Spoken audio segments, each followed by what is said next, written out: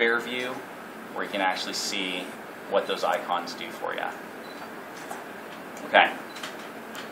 There's a couple of things in email. One of the things, actually while we're in email, that you couldn't really do quite so easily with the original note was if I wanted to send a handwritten note to somebody or handwrite in an email, I needed to launch S-Memo or S-Note, write it there, copy, paste it in.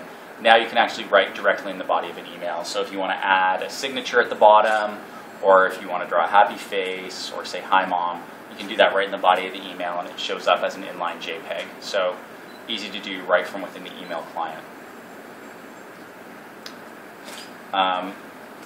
Similarly, if I go into the calendar S Planner, I can write right on my calendar. So, for example, say that September 20th is a very important day.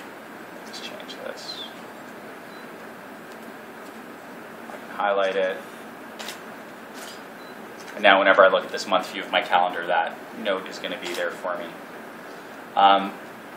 Same thing as we kind of had air view in the email, we've also got it here in the calendar, so I can hover over a day and it'll bring up kind of a better description of those events.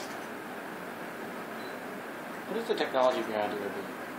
So basically it's a combination of the Wacom digitizer that's under the screen and the fact that it can now recognize the S Pen as soon as it gets to within 10 millimeters. So we're close to the screen but not touching it, so that's when it does that.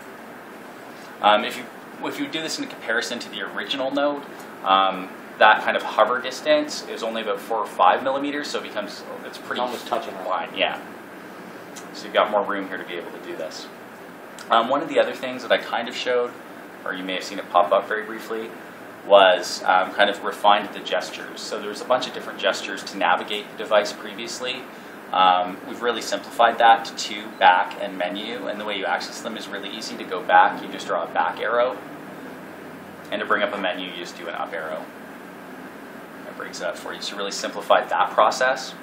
The other thing that you may have noticed, so to get that view, just hold the S Pen button, hover over the screen, and it shows you what those commands are.